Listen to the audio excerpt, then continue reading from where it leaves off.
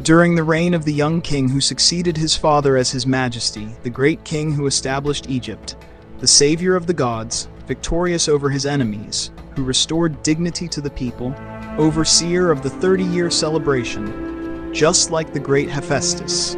the king like the sun, the great king of the north and south, son of the god Philopator, acknowledged by Hephaestus, supported by the sun with victory, the living image of Osiris, son of Ra, Ptolemy,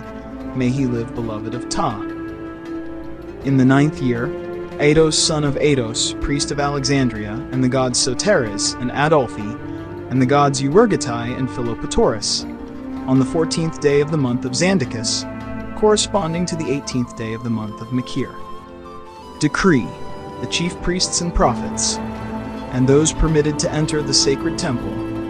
and the fan-bearers and scribes of the sacred writings and the other priests from all over the country, who came to Memphis to meet the king on the occasion of his coronation festival by Ptolemy, may he live beloved of Ptah, and the gods of the temple, and those who work in it, as well as all the people, that he is a god, son of a god like Horus, son of Isis and Osiris, avenger of his father, that he sanctifies the gods, and has provided the temple with revenue from wealth and grains, and spent much for the prosperity of Egypt, and supplied the temples with provisions. And he is generous with his own wealth, and has abolished the duties and taxes that were due in Egypt,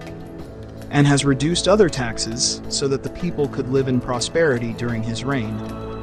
and canceled the debts owed to the palace, which were many, and owed in victories in the rest of the kingdom, as well as freed those imprisoned and others involved in long-standing cases,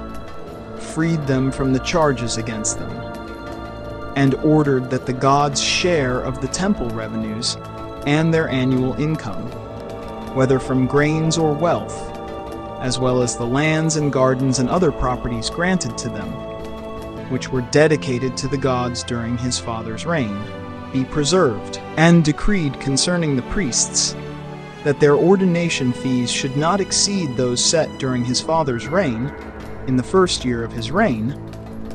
and exempted members of the priesthood from the duty of attending Alexandria every year, and ordered that no one be compelled to work in the fleet.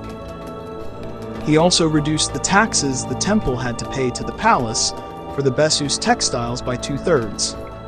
and repaired what had been disrupted over the past years, taking care to fulfill all the ancient duties towards the gods, and ensured equal justice for all individuals, like the great Hermes,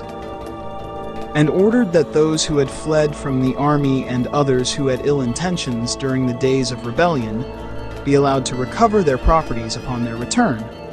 and took measures to direct the cavalry, infantry, and fleet to repel those who attacked Egypt by sea and land,